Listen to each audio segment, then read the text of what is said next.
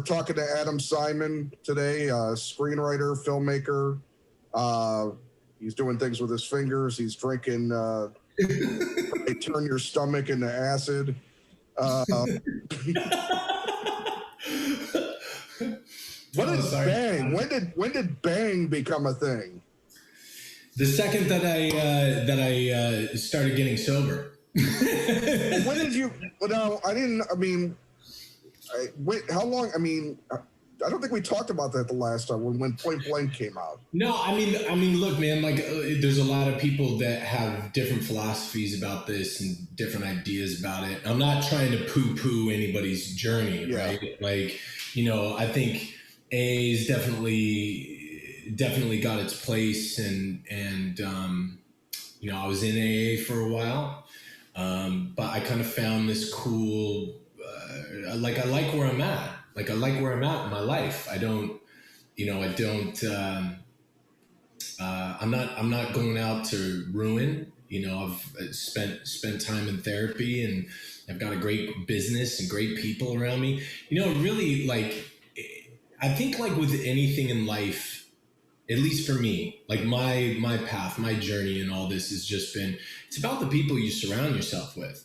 Like, you are the company that you keep. And if you're running around in kind of a circus, you know, then that's what you're going to get wrapped up in. And you know, and for some people, they love that. Like, there's a lot of people who love the sex, drugs, and rock and roll kind of Hollywood environment.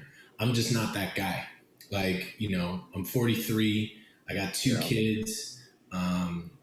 I'm in an amazing relationship. I've got, you know, the best business partner in the world, working on projects that I really care about. And so, you know, that just, it makes you kind of recalibrate and readjust. And so I just had to pivot and move, because I don't know, man. I think the last time you and I talked, I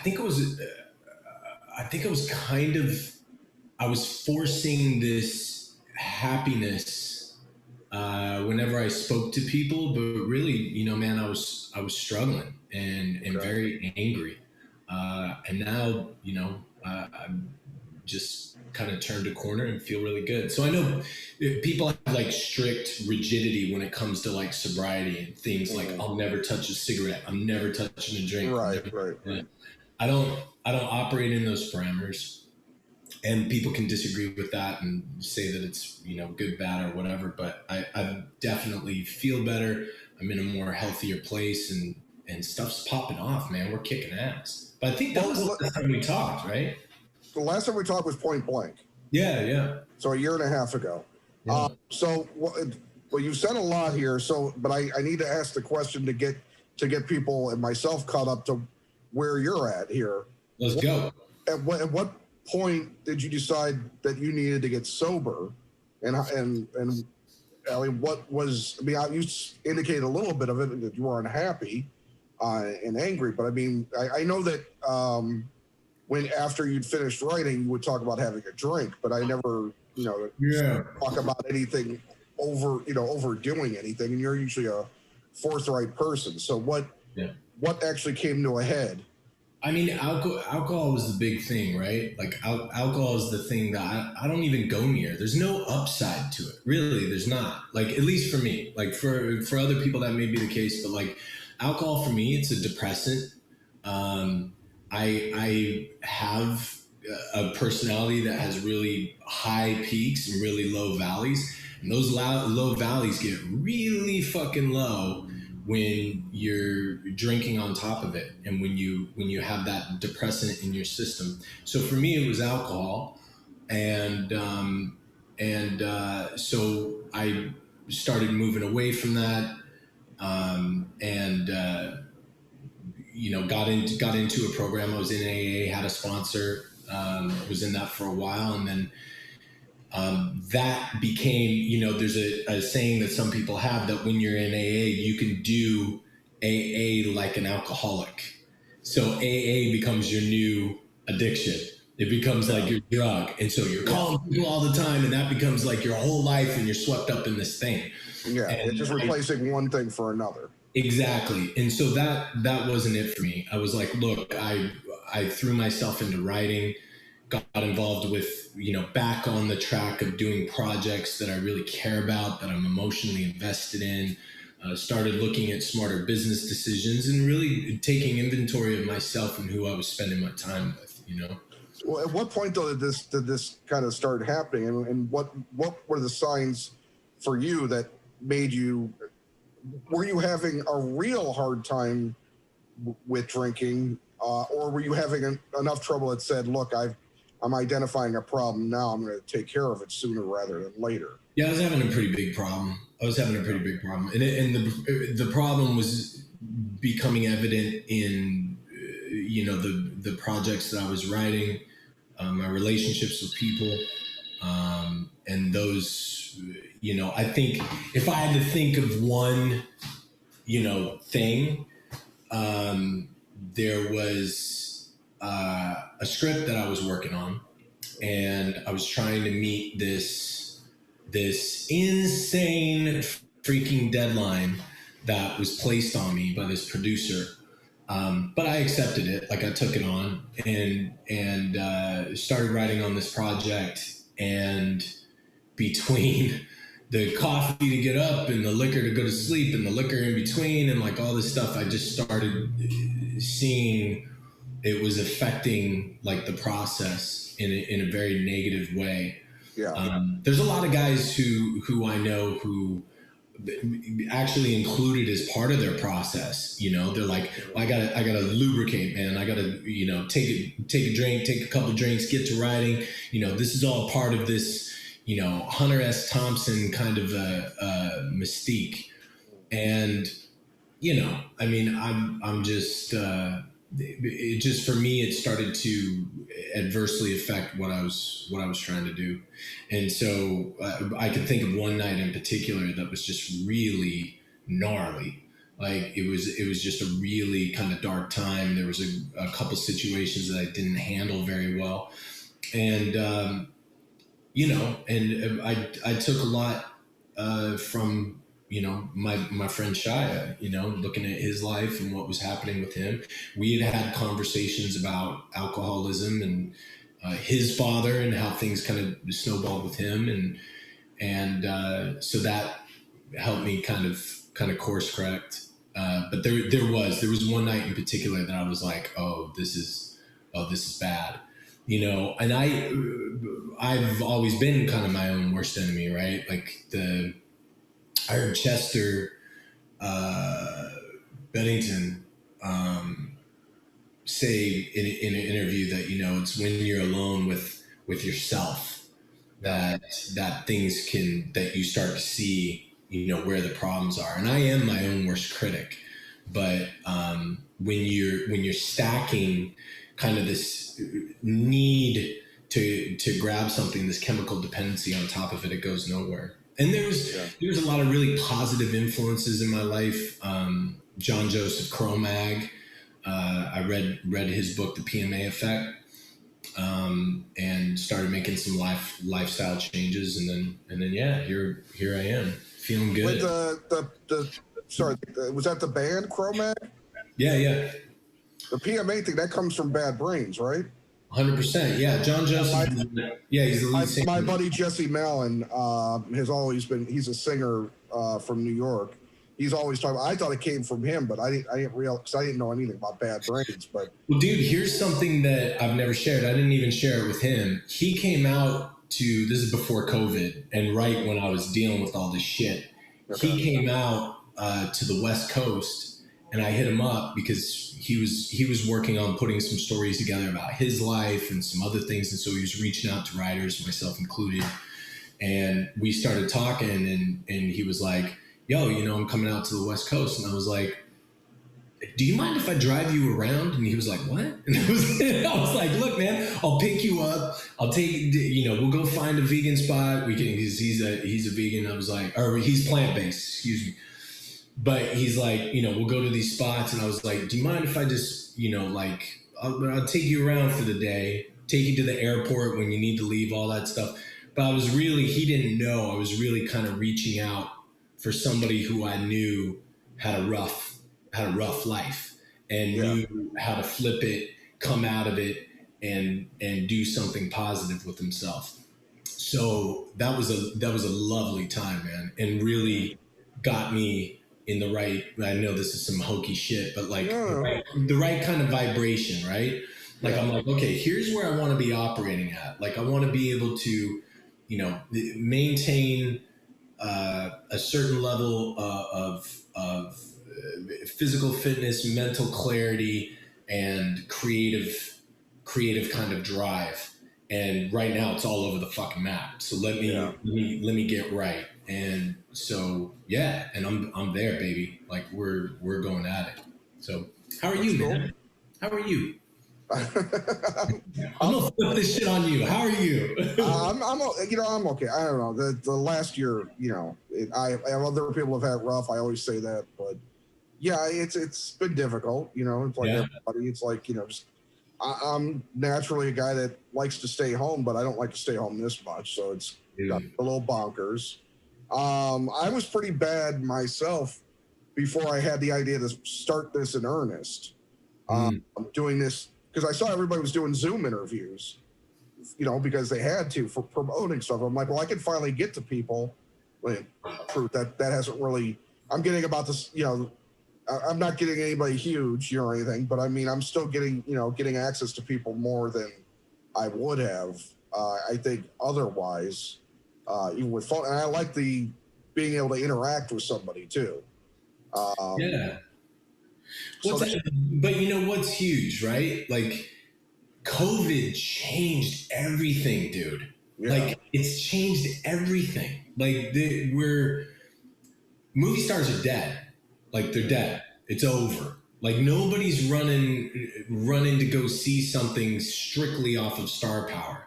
Even though producers and financiers are still funding movies as if that were the case. Like they're still throwing around, things like bankability. I understand that to a certain extent, right? Like you got to go sell this movie, and a name like John Cusack, for whatever reason, has got a bunch of foreign value, whatever, and so you got to put him in the movie, and that's always been the model. But now we're seeing people create, and they're going right to market. They don't have to go through this chain of film festivals and film markets and do this stuff, pour themselves out, and do all this other kind of, dog and pony show to get their shit sold. Really, story is king. Like if the story is good, people are going to suss that out. And if it's bad, they're going to suss that out as well. And you can throw together the slickest trailers and try to market it in a way that you only release it so that you get audience reviews and you withhold that shit from the critics. A lot of people have been doing that tactic. And so there's still some slick marketing, but people ultimately are, it's a new kind of a world that we're in. I'm seeing guys like, my son and my daughter, they're just watching movies here.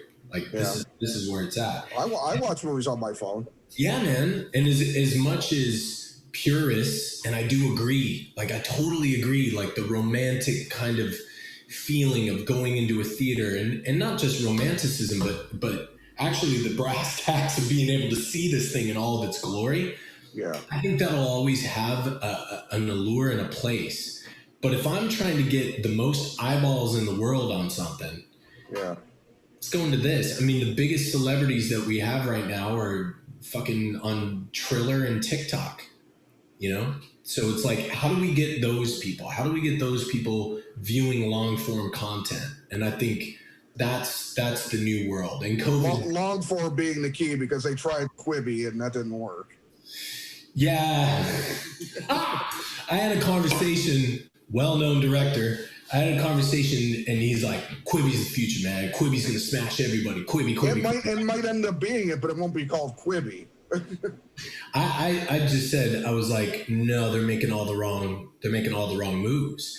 And you can kind of see it. I mean, you can see, as soon as I saw a trailer for that movie, and much love to Liam Hemsworth and Christoph Waltz and everybody that was over there that worked on it. God knows it takes a hell of a lot of money and a hell of a lot of work to make a shitty movie, let alone a good movie. Yeah. But the second that you saw that trailer, you were like, oh, how much was the budget on this? Yeah. Like, where are we at? I don't think I watched anything for Quibi at all. Like that trailer, right? I didn't care. Yeah, yeah, and I think Netflix has got the right mindset. They're like, we're gonna bust out a movie, like a movie a month. Like, here we go. We're doing like exclusive content. Well, I think they've gotten to the point now with this year it's not going to be a huge, star-packed thing, but they're putting out an original movie every week, I guess. Yeah, man. It might be something foreign, or whatever, but it'll still be on Netflix. Yeah, it's like, I just look at the younger demographic. Like, I look at young kids and I'm going, I'm looking at my son's friends, my daughter's friends, I'm looking at other people that I know. And just when I talk to people, hands down, it's Netflix, Amazon, sometimes Disney and Apple, but Hulu's next on the chopping block if they don't get the shit together. Like, there's just too much to compete with, and everybody's competing with everybody. Yeah. We also have a little bit of social engineering going on in the sense that, at least for America and a few other countries, we've now developed a habit, and habits are so hard to break. And that the habit is nobody's going to movie theaters. Everybody's getting their content in the comfort of their own home. So to try to resell people on, no, instead of sitting in your house, you can pause it whenever you want, grab a drink, talk to your friends, have a discussion about the movie, get up, go to the bathroom, take a shower, come back, whatever the fuck you want to do. Yeah. We don't want you doing that. We want you to go pay $17, pay for gas, drive around town, get parking, get out. But I mean, people are still going to do that. I agree, but it's significantly less. I don't know. I think if anything, you're going to. I'm maybe call me an optimist. I think you're going to see once we can actually all go places again. I think you're going to see it just rebound. I mean, it might be a little bit skittish at first, but I think, I think certain things. I think like we're going to see the blockbuster mentality. You won't see smaller films even remotely probably get. Yeah, I think that's changed permanently. That's good. But I think your Marvels, your. Dude, I'm with you there. I think the place for movie theaters becomes like the big tentpole events, right? Yeah, like, I mean, it's been going that way anyways, but for sure. There's always been stuff that's snuck through, and I don't think stuff is going to sneak through anymore. I think the old way. People going to the theater to go watch Godzilla duke it out with King Kong.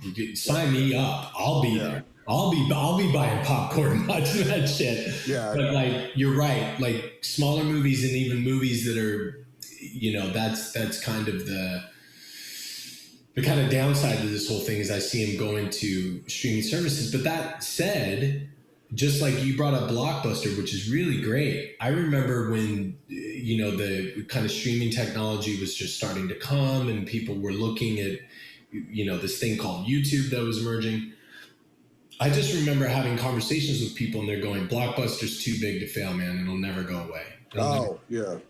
And I'm like, well, if they have a new technology that makes it easier, that makes it more accessible, of course it'll go away. And sure enough. Yeah. And so now I'm like, are we at the point where theaters are going to go the way of the video rental store, or where are we at? They might consolidate. I read an interesting article about Marcus theaters. They're on solid ground because they own all of their real estate, whereas AMC doesn't. They rent or whatever. Oh, wow, that's so like they're Marcus thinks they're going to be good. Dude, do you have it? Can you send me that article? Yeah. Awesome. We'll do. Yeah, that's killer. I think it was in the Hollywood Reporter, but I'll double check. It shouldn't be too hard to find. Cool. Yeah, I mean, I think that's the key thing. I sit there and I think about all the movie. Hell, I used to work for Cineplex Odeon. I used to work for General Cinema as a kid. Oh wow! And all these things have been bought up. There was Plit. There was, all these other. There was Lowe's. all these things have been bought and, you know, sold and gobbled up. And, you know, I just think there's always going to be movies. It's just going to be, that may not be, AMC may not make it, but Right. Marcus comes around and just buys all of AMC's shit. Or somebody else, somebody that's got like 20 theaters in the South says, okay, well, I'm going to expand now that I got real estate. Yeah. Because that's what would happen when a theater would die out. Another company would just take over its space. They didn't necessarily buy the company. So, yeah, man, I agree with you. I just think, you know, there was, I think just on a basic like audience level, there was a pre 9/11 movie going audience, and there was a post 9/11 movie going audience. That there were certain stories, certain kind of flavors that people could handle before that they wouldn't handle after. And I think the same way goes for COVID. I think this was like a world kind of changing event for audiences. I remember my decision to jump on board. So we produced a film. So our first film under our company, BoxCar Pictures. Yeah. It's Andrea Bucco, who's like a freaking producing, financing wizard, and myself. We started this company, and it, you know, it was right around when COVID hit that I was looking at my friends who are actors, who are writers, directors, cinematographers, and they were like, well, that's it. We're shutting down. We're going to lock this thing down for 4 weeks and let's see where we are. And then it was, 3 months, 4 months, 5 months. And, you know, we kind of looked at each other and just said, let's figure out how to make a movie. Because if we can make a movie during COVID, we're ahead of the game. Like, let's just hit the ground running and do it. Yeah. And there's a lot of people, you know, who were like, we filmed a movie during COVID. And I'm like, yeah, sure you did, with $15 million in a studio behind you. Congratulations. But we shot this film in New York. We were on location. Jordana Brewster, James Badgedale, Michael Richardson, Sophie Lane Curtis, who's in it and directed it. She's phenomenal. She's great, really impressed with her. She wrote it, she directed it and acted in it. There's some Keith Powers, who's also incredible, Ruby Modine, and a couple other names that we can't mention yet. but we went out and we shot this bad boy, man, and spent a month in New York and produced it with Artemis Pictures. This gal, Sienna Oberman.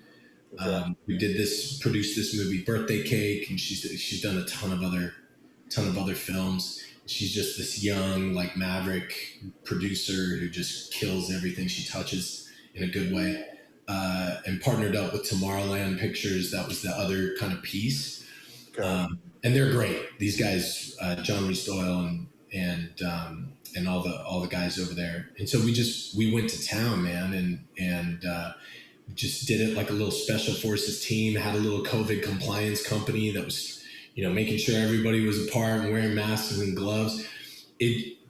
And that in and of itself was a crazy exercise, because, you know, anybody who's been on a film set, it's like cut, all of a sudden there's a huddle, right? Like, whether that's in the video village or right behind the camera, and everybody comes in, it's like, okay, what did you think? You can't do that. Everybody's got to be 6 feet apart. And it's this crazy new dance that everybody's doing, and you have zones that only certain amount of people are allowed in. And but we did it, man, and now we're in post-production and finishing up with that, and we're moving on three other films. Andrea's finishing up Immigrant Gulch, which is this movie that she's doing with 50 Cent and John Malkovich.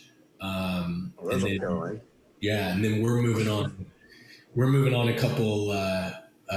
couple features, 3 features that I'm excited to talk about, but I can't. I've been trying to cook something up with Joe Lynch for a while too. We're close. We're really close. Well, that's cool. Me and Lynch are really close to putting the frosting on a cake that we've been baking for a year and a half. Yeah, I kind of, because I'm not on Twitter, I don't, I'm kind of like not seeing. I mean, I have an account on Twitter, but it's a whole thing. I have to go on my iPad. I can't use my phone because if I sign in, they'll see the phone and it'll just be triggered and then I'll be shut down again. So, that's how Carnahan was, dude. Carnahan was out here. He was firing on everybody, and then he's like, "I'm out." Yeah. And the thing is, the iPad's like it's just collecting dust over like in a corner, so I don't really pick it up that often. Which is probably good. I mean, who needs to be on Twitter and deal with all that? I got a couple things I'm doing with Carnahan as well. That BoxCar's doing with him. Oh, that's good. Oh, that's cool. All right. But you can't really say much more about that, right?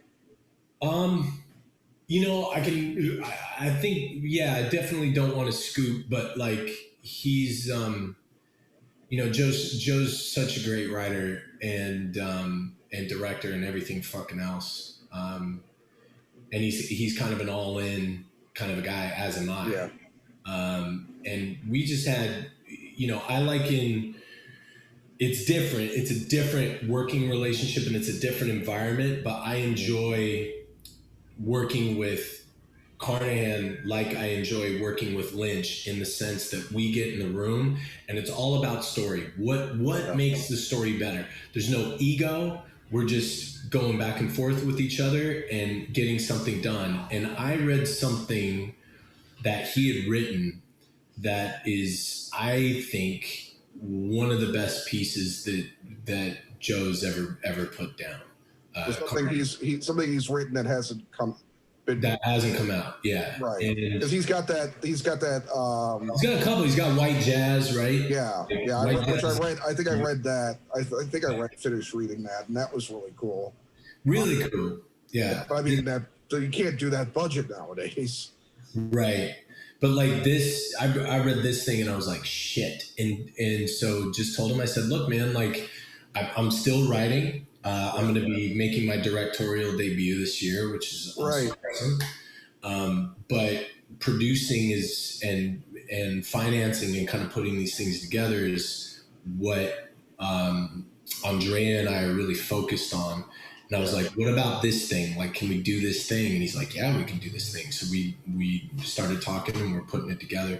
The same way with Lynch. Lynch is a little bit different. We've been co-writing this script and working on it. And I think with everything that happened in the world and stuff that, has happened in both of our lives, both professionally and personally, it is now, I can start writing a piece. But then if some tragedy happens in my life, I'm now looking at that piece differently because I'm different. I've changed. And so we both, kind of went through these really like intense situations in our lives. And so now we're back at it and it's looking really good. And I feel really confident about it. And then I got this project that I can talk about, Hit, Kick, Punch, Kill. I love it. Kill. Hit, kick, punch, kill. Originally, the idea was brought to me by it was a script. It was brought to me by Yaz Talat with Electric Panda, but he brought the concept to me and read the script, and I was like, okay, I got an idea, but it's going to require a page 1 rewrite. And he was like, yeah, let's talk about it. So we did, came up with an agreement, rewrote it. And so now we're moving that thing forward and it's exciting, like the shit that's going on with that. So I'm just, yeah, dude, it's so. Well, I'm glad you're keeping busy. I'm also glad because you were talking about wanting to get on the produce again the last time we talked. Yeah. I remember there was like a TV show you were trying to pitch to some. Yeah, dude. I don't know, whatever it became. So there's it was with Gaumont Television. So that was something we were developing with Gaumont. It was called Rare Breed. And that was a show that I came up with. He's been my friend the longest. He's my longest living friend. No, damn me. We've been friends for a year. No, I'm just kidding. No, I've known that guy forever. No, yeah. You mentioned Noah before. Yeah, so we had a deal with Gaumont. Some things happened with the creative team. There were some shakeups at Gaumont. So now that one's back with us, and so we're out with it. And then there's a television show that we're taking out Andrea. That Andrea actually created this thing. She came up with the concept. She came up with the first draft of the script, and it's called Shanghai Tunnel. And so now we're developing that with Jamie and Jason Neese, the Neese brothers, who are producers on the Umbrella Academy. Okay. Yeah. So and that thing's great. And I came on board with that. Andrea's like, what do you think? And she creates these crazy, extremely visual and incredible pitch decks. And so I was looking at the deck, read the script, and I was like, yeah, I think there's something we can do here. So I came on board as a writer and went back and started going through the script with Jamie and Jason. And I think we got something really special. So it sounds like you're incredibly busy. Yeah. I just, like when COVID hit, there was the initial like, oh, this is the apocalypse. Yeah. And so it was like, go get food. I started a garden, Right. I got like carrots and beets and lettuce and all this stuff. And I'm like, teaching my son, this is what we got to do to survive. Like all this stuff. It's just me and my boy. I'm like, I'm going to teach you how to fight. We're going to learn archery and guns. And like I went into full like Viggo Mortensen in the road. Like, yeah. That's exactly what I was thinking. Here we go. And, but then, as I started to look at kind of what was happening, I was like, okay, let me not go full Randy Quaid right now. Yeah. Take a breath, take a step back. And then, so I just put the pedal to the floor, man. And I was like, let's write and create. This is the time. This is the time to freaking do it. I picked up, boxing, Muay Thai again, like started training again. And I'm at my fighting weight now, man, and it just feels really good. Feels really good. Good. Yeah. What's the movie you did film? What's the title of it? The one that you filmed? On Our Way. Okay. Yeah, On Our Way. It's on IMDb. Got a little Instagram page for it. It's totally something that I just love to like switch up the game. And I know I've got just a few credits. I've written a shit ton and written on a shit ton. Yeah. That you won't find on my IMDb. But what I like is it's like Man Down's this psychological thriller that's got like a lot of heart and a lot of my personal life in it.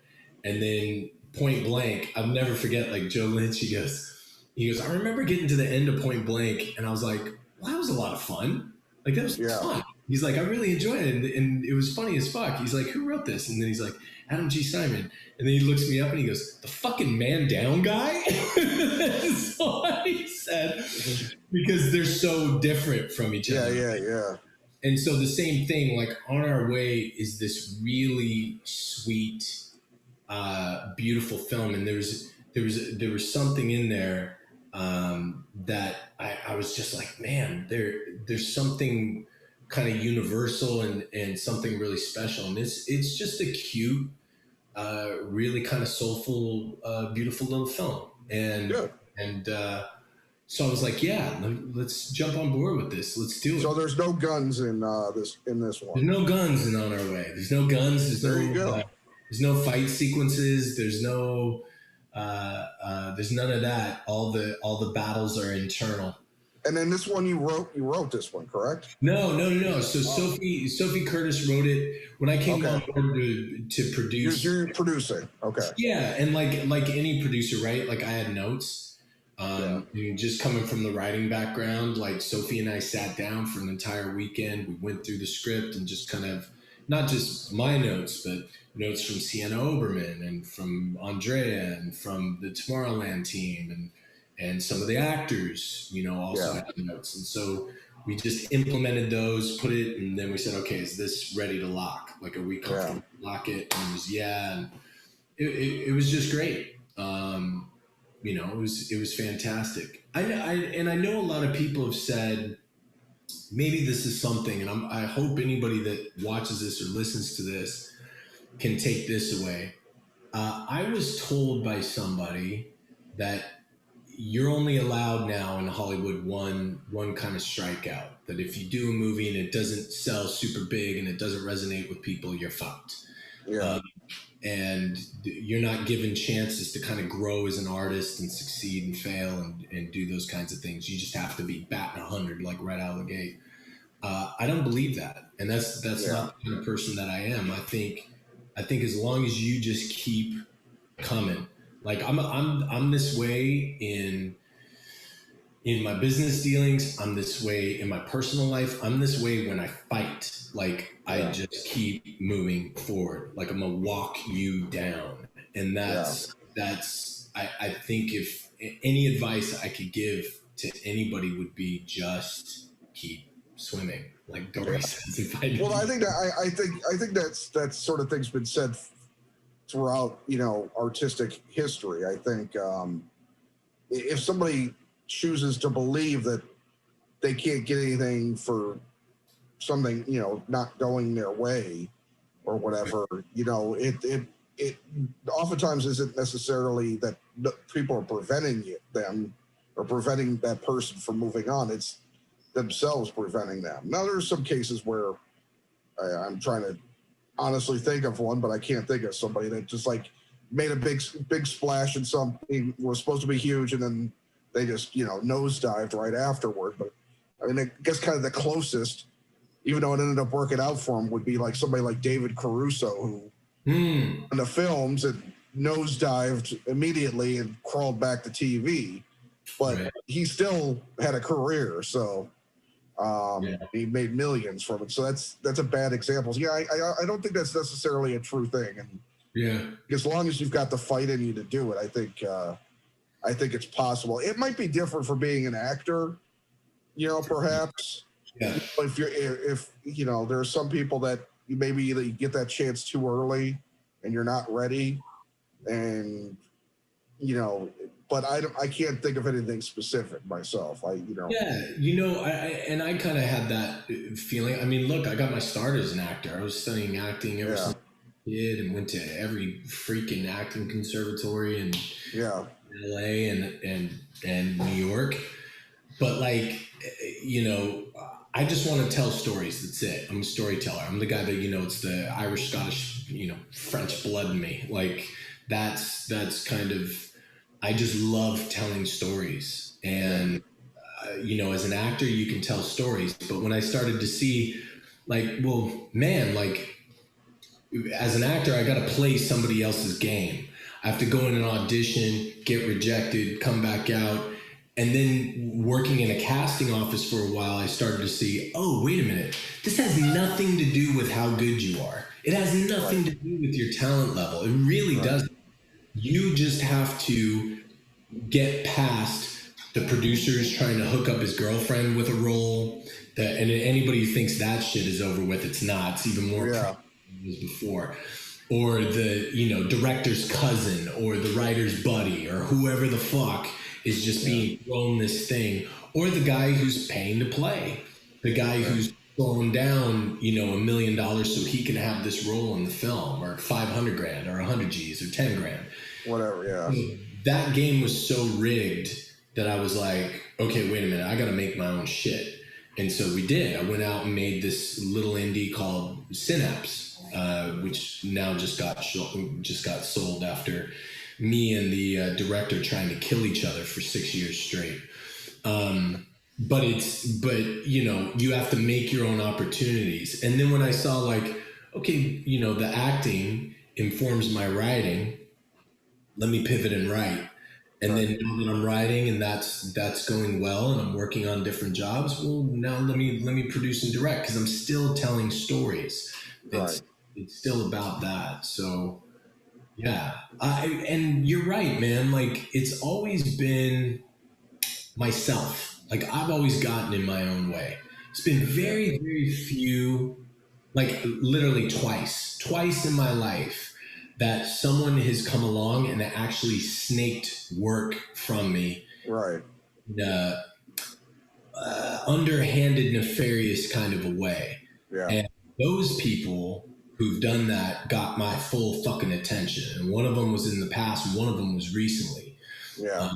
And that's it's very rare. When it does happen, it feels horrific. You feel violated when somebody Yeah. literally, no, and they take food off the table from, you and your Yeah. family.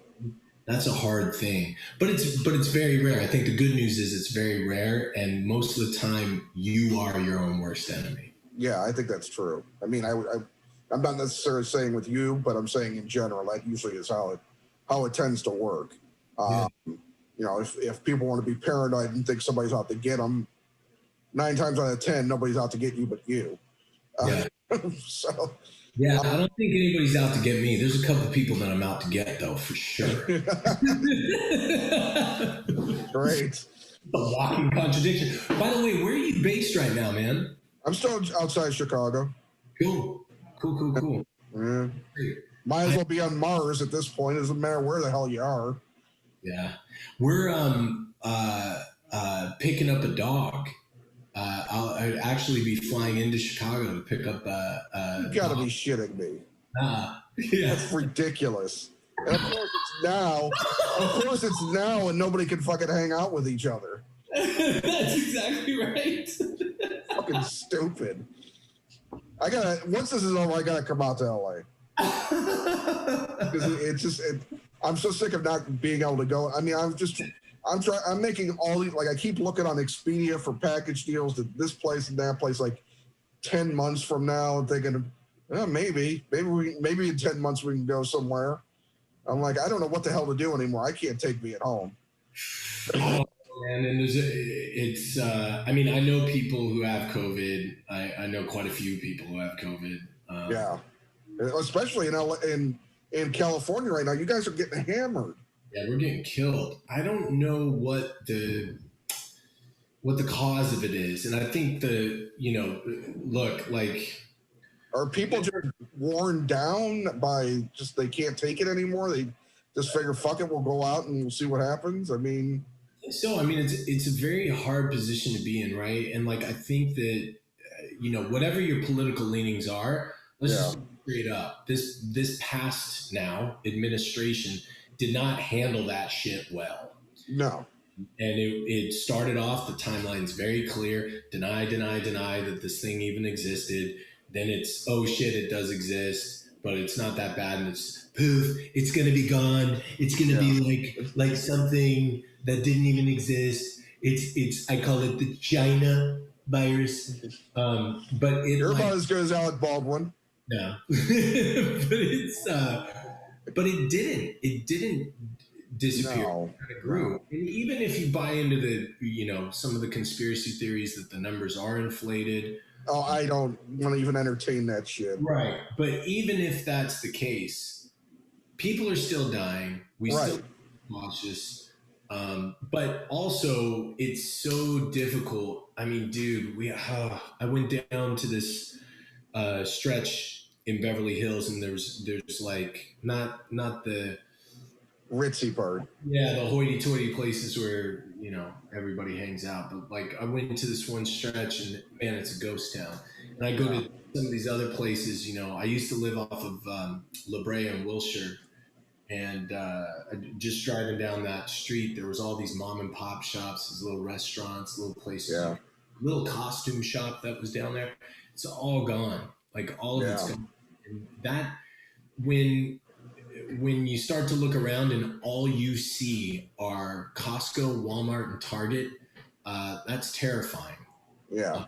That scares the shit out of me. So it's a really tough time for Californians, but I think, like with anything, we'll bounce back. And I think that it's gonna take more work than is necessary to do, but I think this administration's already taken day one to start addressing the problems, and is hopefully gonna get us to a place of sanity at some point. But you still have to convince a bunch of people about a bunch of shit they shouldn't need to be convinced of. but whatever. Yeah. What's it like out in Chicago? What's that been like for you? I don't know. I mean, I don't go into the city much. So I do rideshare driving in addition to my day job, in addition to this, and trying to write still too. And I mostly work because I live near the Indiana border, so I'm like on the far south suburbs. So I mostly drive people like around here. I'll go into the city to take people, but usually it's the south side. I drive around the south side a lot, which Donald Trump says you get shot at if you walk down there. That's not true. Right. Actually, I honestly I love the south side of Chicago. It's got some really beautiful, and most of my customers, quite honestly, are non-white living out in the suburbs. So I have a lot of empathy for a lot of people because they're just trying to grind it out and get their work done. But if I get pulled into the city itself, like downtown, man, there ain't much going on downtown. A lot of restaurant, because I used to write about restaurants, so I know about a lot of restaurants that have closed. A lot of people are barely hanging on and stuff, and a lot of stuff's closed permanently, but I mean, I don't think businesses will come back that quickly around the country. I don't think there's a way to get it back to the way it was before, because unfortunately it's economics. It's one thing with movie theaters where that's a cheap excursion. If you're talking about going to a high-end restaurant or something like that, if you're talking about even going traveling and once that, or buying things that you don't need, shit you don't need, that kind of thing. Yeah. It's going to take us a while to pull out of this, I think, unless a miracle happens, but yeah, miracles. Man, I hope we can start to, I've been trying to engage people that recently that I've had major disagreements with, politically or philosophically or whatever. I've tried to reach out to people to see if there's some common ground and something where we can rebuild. I honestly thought that a calamity like this, like COVID hitting and the lockdowns, would make us a little more compassionate, empathetic as a people, as other crises that have happened on and off of American soil have had that effect, or tend to have that effect.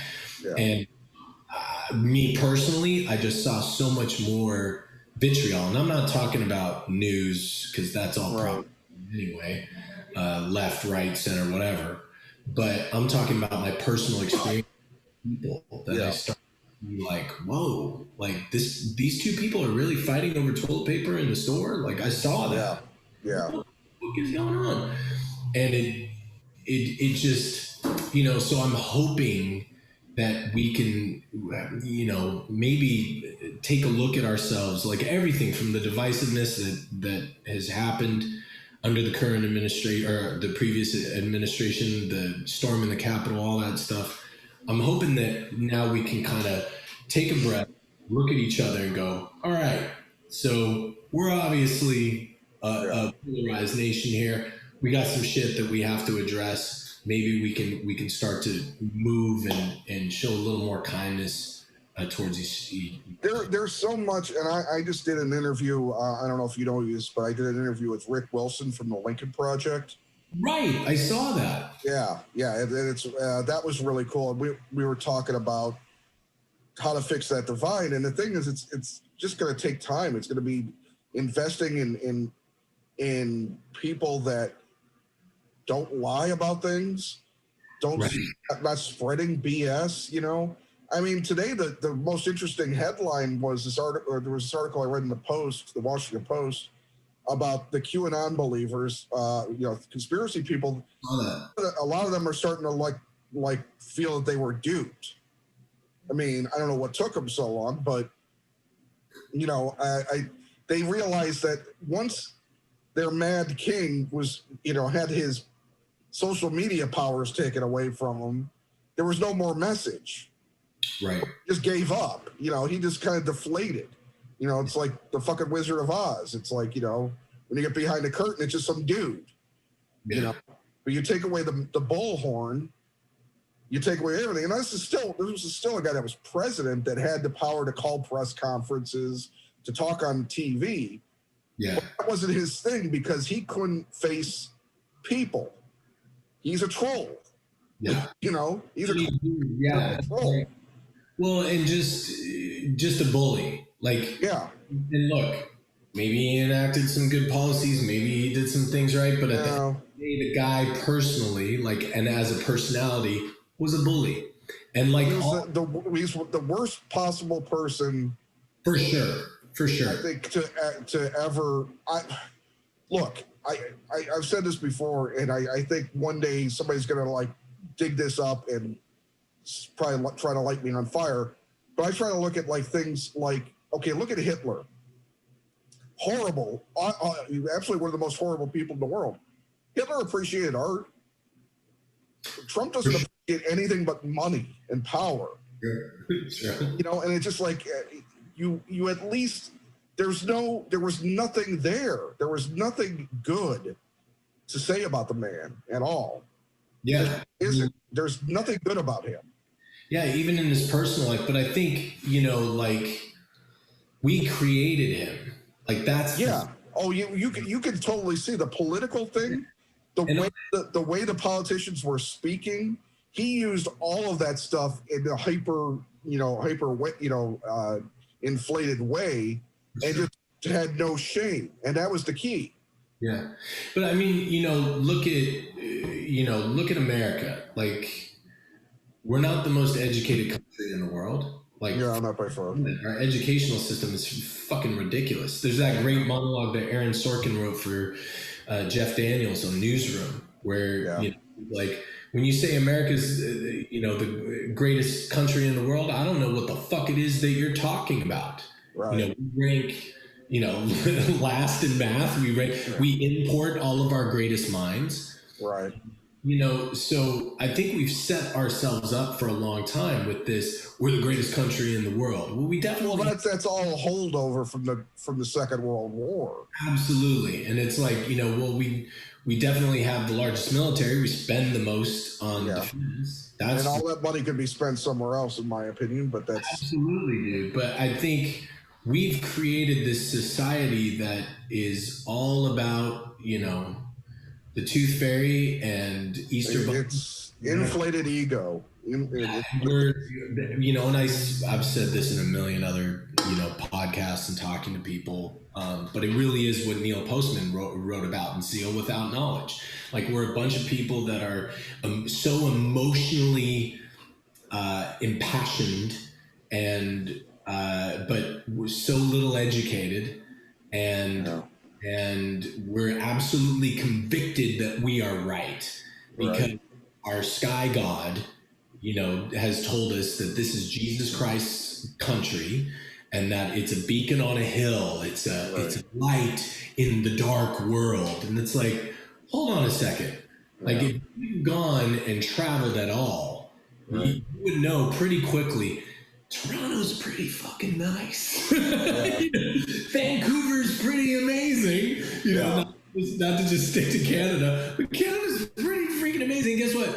So is Australia, and so is Brazil, and so is Peru, and so is Argentina, and so is I spent time in Ghana, Africa. Like, I love that place, and Austria, like Iceland. Like, there's a million other places.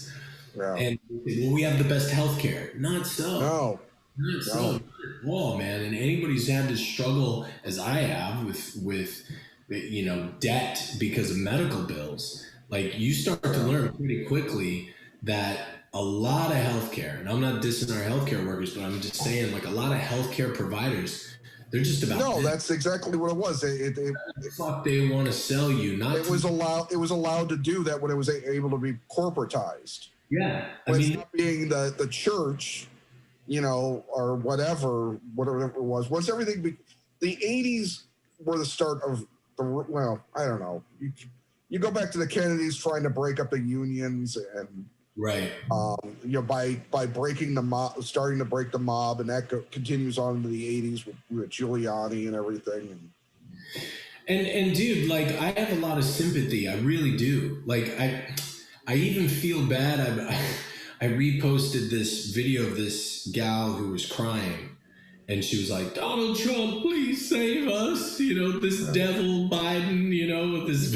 I didn't even. They're just very misinformed people that Yeah, think but my they think the wrong people are the ones that are out to hurt them when it's not the case at all. But yeah, but my heart goes out to those people. I mean, look, I you know, my parents all hate this, but I grew up in a really religious household, yeah, a Mormon household.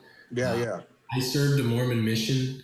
Like I remember coming off that and going, I can't date anybody if they're not Mormon. I can never right, touch, tea or coffee or this or that. I can't, right, I gotta put these blinders on and live this way. And like yeah, the Garden of Eden is in Missouri, and anytime anybody came at me, like, Joseph Smith cheated on his wife, right? Like before right. the whole polygamy thing, I'm like, no, no, no, no, I don't want to hear it. People are like, he did this, this happened. Like they start hitting me with like these facts, and I'm like, no, no, no. It's that Book of Mormon musical that Yeah, I yeah. believe. Well, That's yeah. If you live inside of a bubble, it's always, it's hard, man. tender. It's a very tender place to be living in. And buddy, these people with QAnon conspiracies and all this other stuff have been told, don't worry, there's a plan, the great Right, plan, right. the great redemption, the great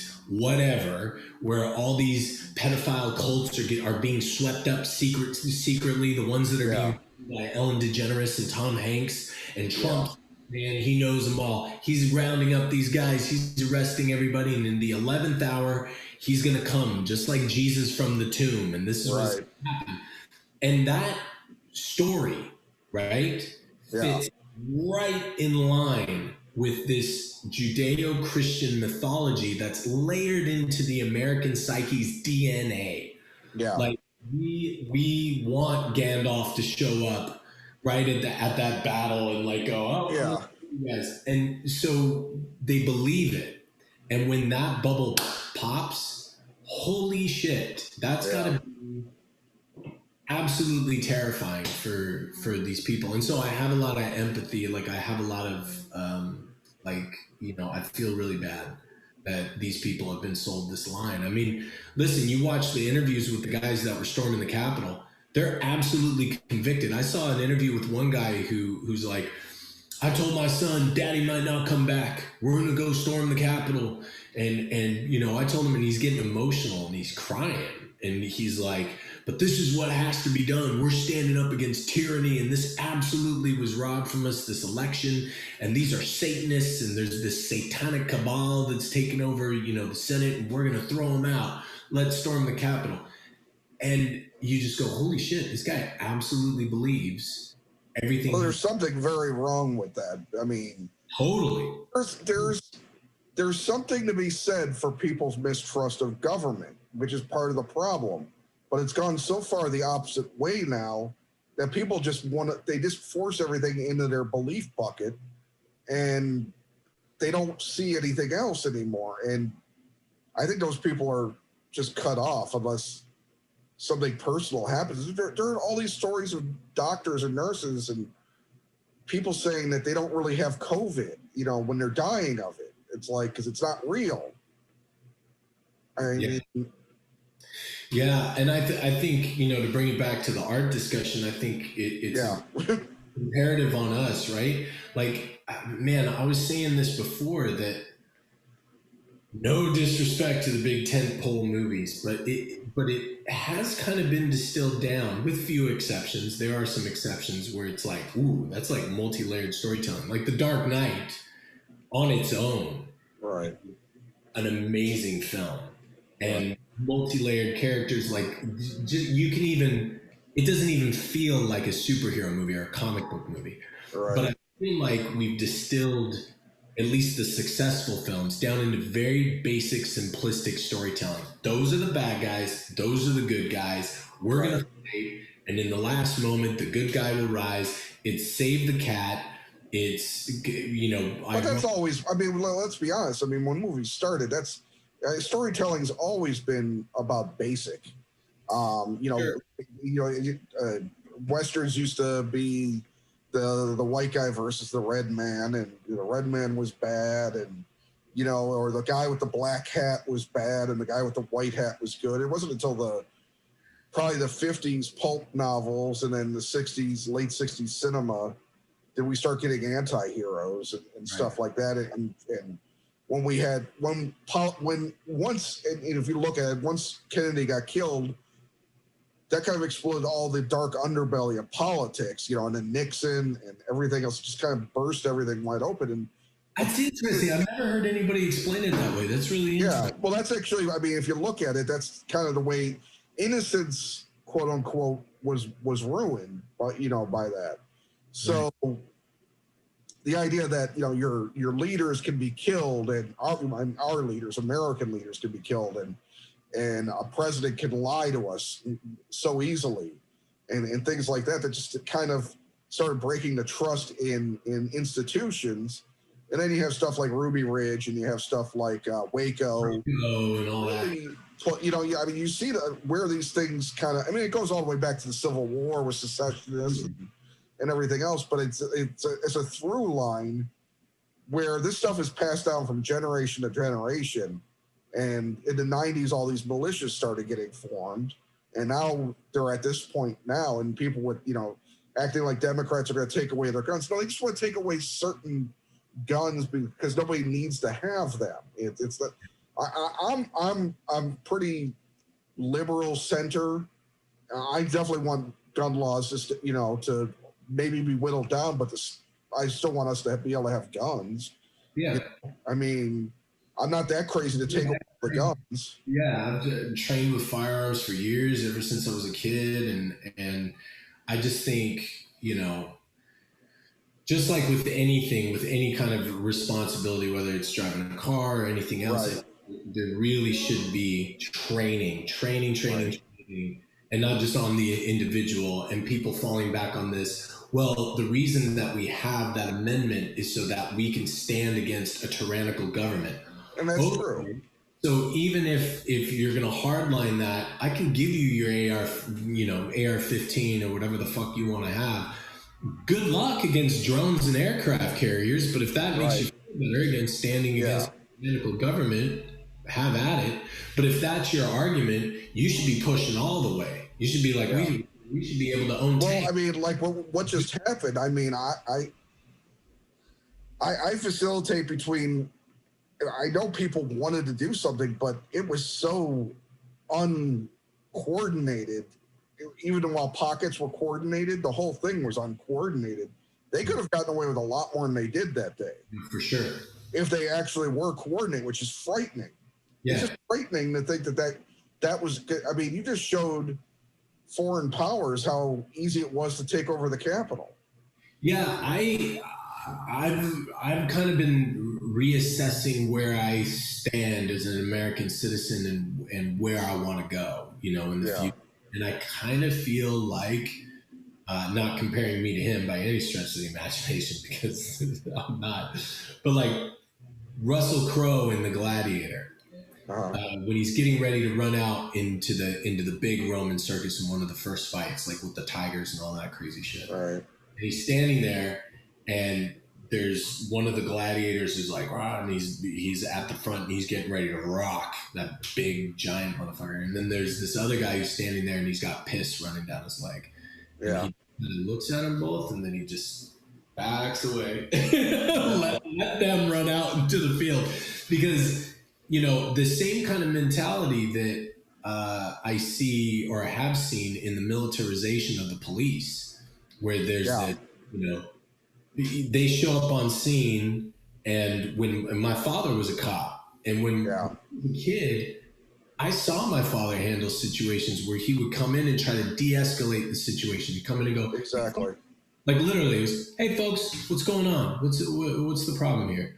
Okay, cool. Listen, I'll get to you in a minute. Like, see what I'm doing? Like, yeah. This, and it's like, that's okay. Well, that's all the product of 9/11. They started giving everybody military shit. Yeah, now it's this.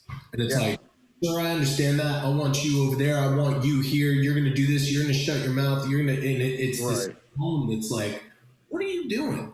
Yeah. And now that is coming face to face with this interview with this militiaman that I saw, yesterday, where he goes, we're here expressing our rights that are given to us by the Constitution, and I'm not going to be arrested. And I've instructed all my boys that they are to refuse arrest. So I'll let you draw conclusions of what'll happen if somebody tries to impede us or arrest us. And it's like, okay, so you do that.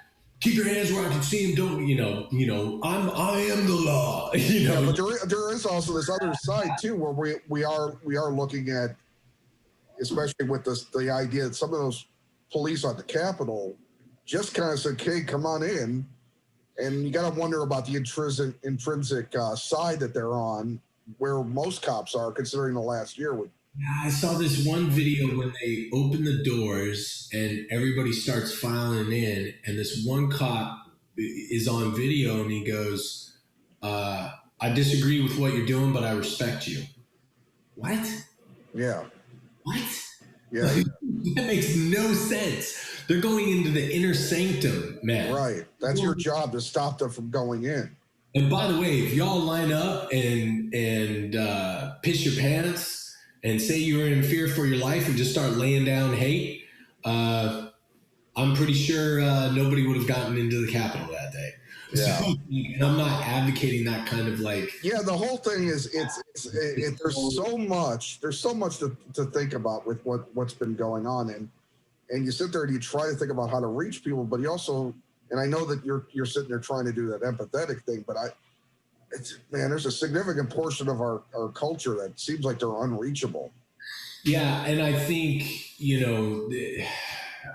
definitely with this white supremacist this white supremacist mentality, if you're showing up to the Capitol and you're wearing an Auschwitz shirt, Yeah. you're waving a Confederate flag, like, Yeah. I don't give a shit. They're losers. The Yeah. Confederacy lost. Like, Yeah. they're losers. They're losers. Yeah, I never understood getting behind it, but that's another point of our history where the government didn't stick around to kind of force them to give up their shit. They kind of said, okay, well, you can run yourselves now. We're all one again, but Right. so that allowed everything bad to keep happening down there. Right. I mean, dude, that was a history. I was talking to my son, and we were having a conversation about it. And I just told him, I said, son, this whole thing was fucked from the beginning. I mean, we had a civil war. Slaves were freed, not given reparations, not given land, not given a leg up to start, as they've done in other countries. Yeah. They were given nothing and then penalized, walking black, loitering while black. Yeah. Then you have KKK, the formation of the KKK, these guys marching in parades in Washington. And when they're cracked down on, this is very well documented that those individuals work their way into law enforcement. Yeah. Now you combine that with right around the Second World War, you had Project Paperclip, where we brought Nazi scientists over to finish our atomic program, right? Right. You guys who were doing horrific atrocities and experiments on the Jewish people. And these guys were allowed to sit in the highest levels of government and rub shoulders with these individuals just so long as they gave us the upper hand technologically. Well, you don't think their ideas, their values, that Nazism, that white supremacy isn't going to permeate? Like, of course it is. Of course. Well, it's frightening to look at it during right at the beginning and before of World War II, the crowds of people at Madison Square Garden for the Nazi Party. Yes. And things like that. And it's like, my thing is that I knew hate was still around. I just keep pointing to my grandfather who was over there, and he fought against this shit. And he was a bit of a racist himself, I'll be honest. Not many white people kind of weren't his age, I think, in all honesty. But that was what he was there to fight, you know, when I thought we ended that discussion, but it's obviously never gone away, and I don't know what makes it go away. Yeah.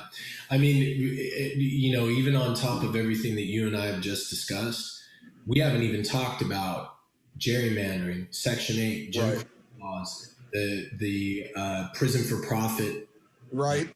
Yeah. institution that we have in this country, where we have more people incarcerated than any two countries combined. Right. Like the, you know, distribution of crack cocaine into African American communities under a project that was run by the CIA.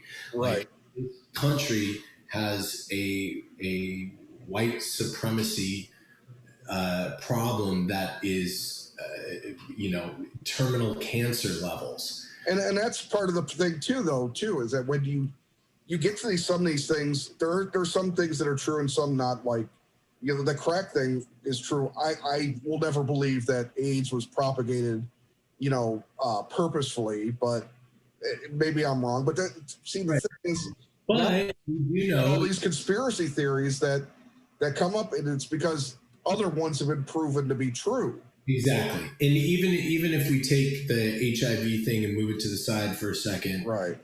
Let's talk about what has been verified: syphilis, herpes, you know, all these different diseases that were experimented on with African American soldiers and volunteers, and even unwilling volunteers. We know that the United States has dumped mosquitoes with different illnesses over towns in Texas. So yeah, you get these things that come up, and you go, so why are we doing this? You know, God bless America, rah rah shit, and then when you hit people with those kinds of stats and facts, they come back and go, well, if you don't like it, just leave. But we've gotten to that point where it's the opposite now. It's like in the last 4 years, everybody else has been trying to defend this country and its honor, because other people have gone so far off the reservation, right, that now we're the ones that are saying this is America. Like, you can't do this stuff, you know. But they're still holding on to the idea that it's their America, and it's like, well, how the hell do we get? You know, I don't know how we get out of it. And I think how we get out of it is to bring it full circle. It's kind of like, go see one of your movies. No, it's kind of like AA. It's like, once you recognize you have the problem, that's the first step, right? Yeah. Like, and I think the one benefit of the Trump presidency is there was a lot of shit that was brought to the surface where we went. I agree. And a lot of us, I think the thing that a lot of people have in common, left or right, is we've been lied to. Yeah. We've been lied to. On this one side, we've been sold this line that America's never done anything wrong, that, you know, God speaks directly to the President of the United States, and that this is a Christian nation that is bathed in the blood of Jesus. And that absolutely is incorrect. And then on the other side, you have a group of people that have been lied to about where we are currently in history and things that, you know, we have done to be able to get here. I mean, we haven't even talked about, you know, Native Americans and you know, the treaties that we broke with them. And so I think it's going, okay, look, this is where we're at. These are the problems that we have. Needs to be a start from scratch moment, but I don't know how you do that, how you convince them. The only thing you can do is, like, hopefully with improving people's lives economically in some way, bringing back a middle class, and holding people accountable for bullshit, being upfront and not lying about stuff in government, and then getting education back in order. Man, education reform's huge, and we're talking. And our education's gone downhill.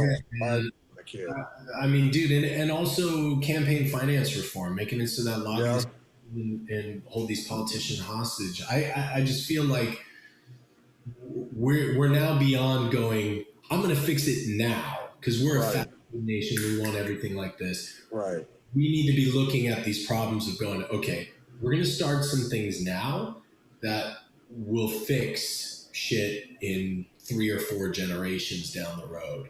But we got to be thinking like past our own. Right. Life. We have to move forward on climate change. In my opinion, that's a big economic thing. It's huge. That's huge. Because it could be the next, post World War II boom. I mean, honestly, get people back to work, in this country. Yeah, and I think the rest of the world. Yeah, and I think my responsibility as a human being is exactly what you were saying. Hold myself accountable for my own bullshit. Hold other people accountable for their bullshit.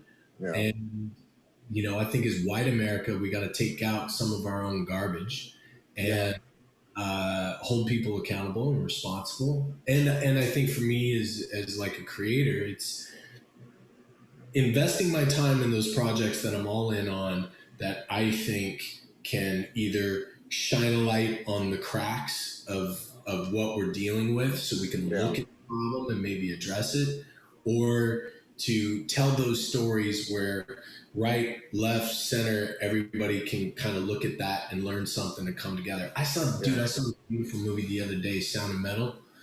Riz Ahmed. Dude, he is hands down my favorite actor right now. Like a lot of people, are their own personal fluffers, and they say, oh, I've seen this actor do, and it's like, whatever, you have a film to promote, so I know why you're talking. Right. Riz Ahmed that guy literally can do anything. Like the past 3 films that he has done, I've just been astounded at his level of work. And that's a movie where talking about deaf culture and the deaf community and also this really beautiful, tragic kind of story between these 2 people that are in love. It's just such a beautiful, beautiful thing to watch. I've been meaning to watch that one because I've been wanting to. Once I heard about it, it sounded really cool. It's really cool, man. I liked him a lot of stuff so far. Did you ever see The Night Of? I think. Yeah. That was a disturbingly good show. Yeah. Whatever it was. Good. I love him, man. I think he's great. I felt the same way about, he's a good guy off camera. Like, that's another thing. And I know it doesn't matter. Look, and this is one thing I want to say before we close. Yeah. Shitty people make great movies. Yeah. One more time for the people in the back. Shitty, terrible, monster human beings make incredible, wonderful art. Yeah. And beautiful, wonderful, respectful, amazing human beings make beautiful art. And guess what? Beautiful, amazing, respectful beings also make really shitty art.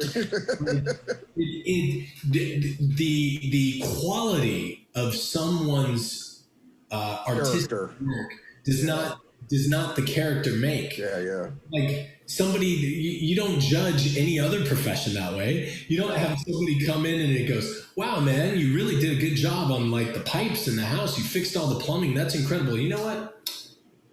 I want you to babysit my kids. I think you're an amazing human being. Yeah. He's a fucking plumber. And so this idea, and we have to be reminded of it time and time again, but I think it's because movie making is an emotional right. Experience. So you get a connection to somebody. Yeah, so you go, oh, I feel like this guy understands me, like he gets me. And it's like, no, he's putting on a great performance. That's what it is. And it's effective. I've had that issue with a lot of people. I will say that there's some people I have a harder time watching their work than others. Like I have a real hard time going back. Kevin Spacey used to be my favorite actor. Sure. I have a real hard time going back to watch his stuff now. I do. I watch it, but it's in my head. Somebody that I've actually and I'm sure if I talk to Joe about this, we'd mightily disagree. But I still watch Woody Allen movies. I'm of the belief that the newest, the latest, or whatever accusation against him might be not BS, but might not be remembered properly. What he did with, Sun Yi, well, he's been married to her ever since. So it's weird, but, he's stuck with it. But, that's still in the back of the head. But I still like watching Annie Hall. You know, I mean, to be honest. Look, if once you've made a film, it's there forever. It's out there. It's forever. It's always going to be there. So I don't think we you know, you find out that someone is a rapist or a serial killer or a pedophile or anything, any terrible, horrific thing that somebody does, and then you take that person's film or their book or whatever and you burn it and you erase them from history. Right. I think that's probably the wrong way to go about things. Also because, you know, like Kevin Spacey in The Usual Suspects, there were hundreds of people who worked on that film whose work is shown in that. Right. So there's that. And we have shitty people in our lives. We have shitty people in our families. We have shitty people around us. I think specifically with the film industry, though, it is now like this. You cannot, like you were saying, you go back and watch Kevin Spacey and you go, man, I can't get this, you know, this fucking guy out of my head, so I can't watch it. Right. And I think you absolutely hit the nail on the head. I don't think, and I know people who are like this, who are absolute fucking assholes and are that way in their personal life. Yeah. And they show up on set and they treat people like shit.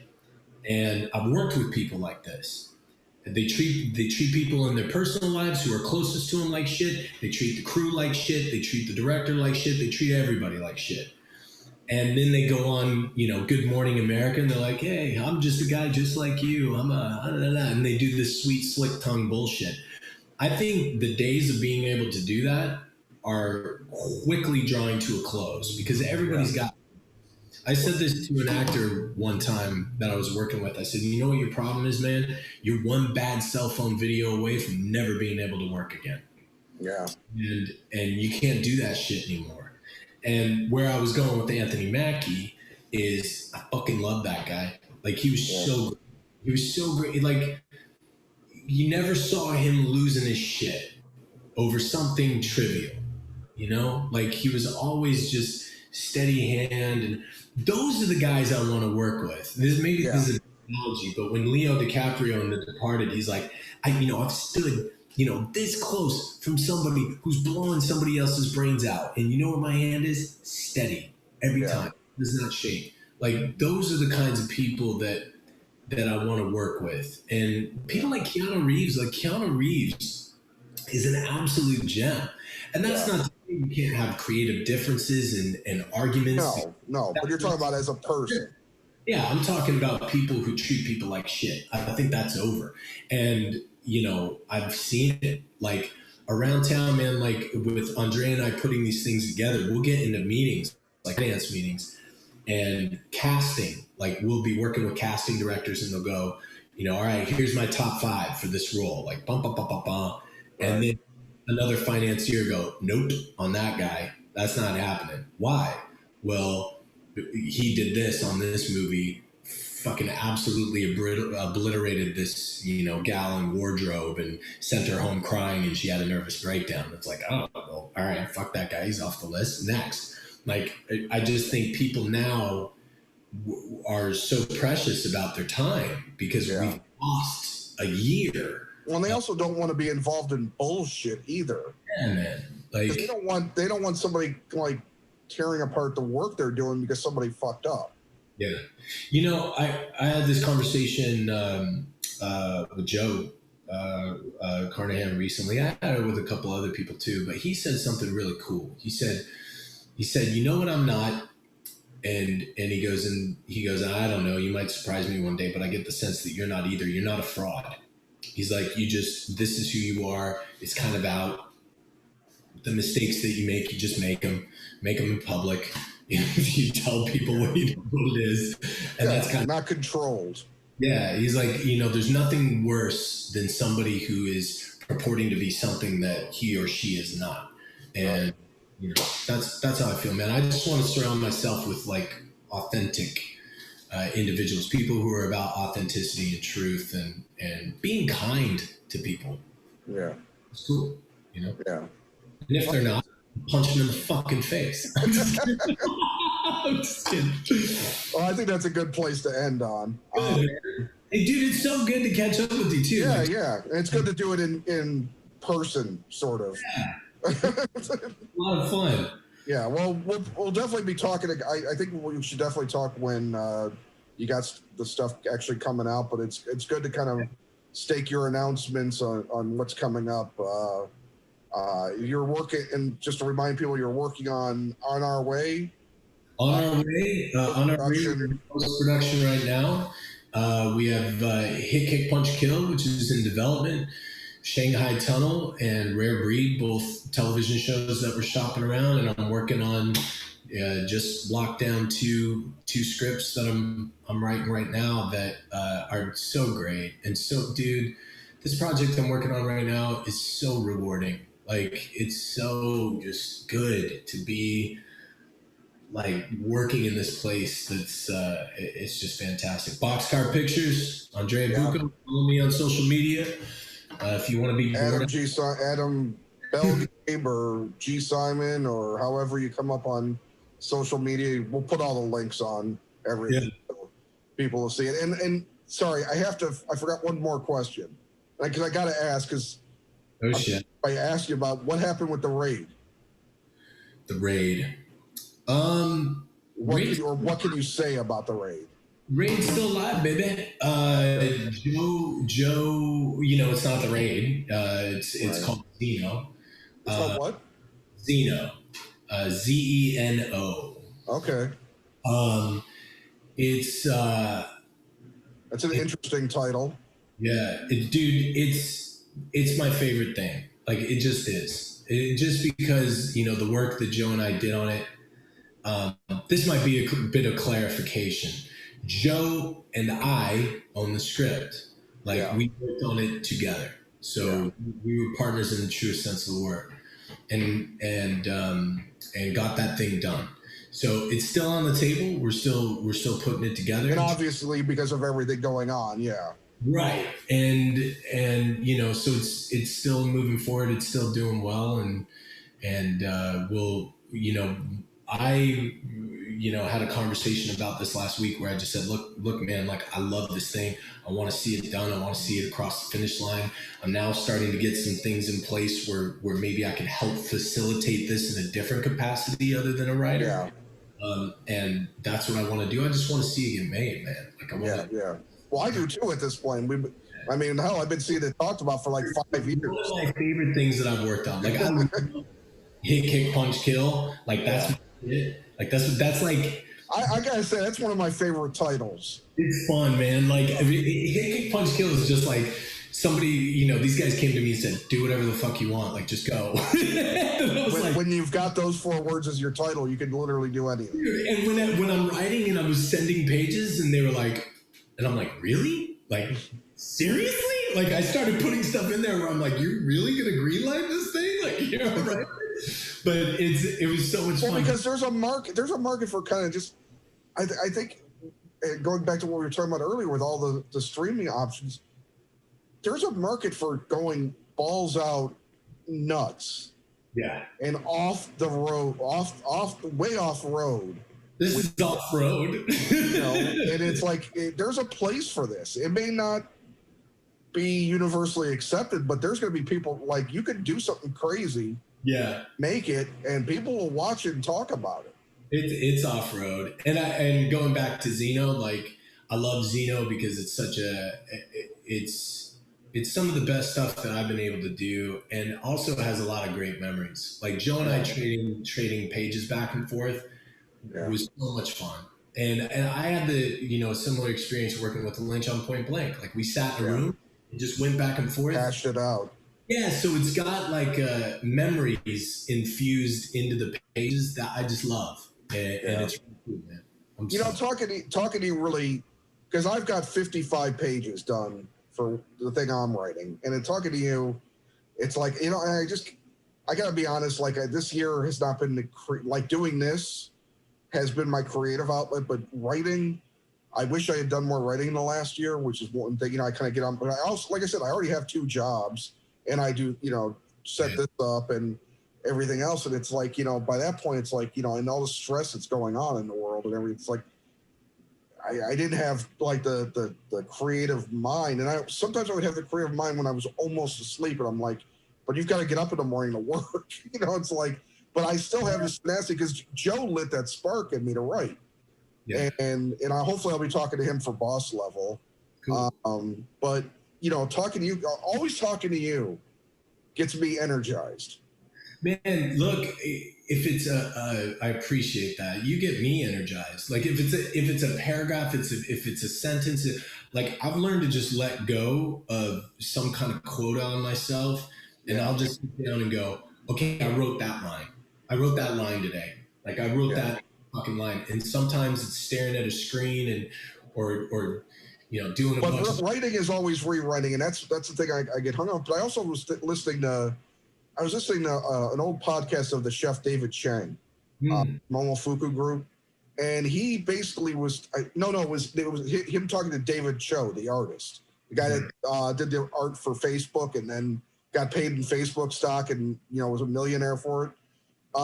He talked about just killing the fear in you to do what you need to do. That the fear is what holds people back. He thinks, he says.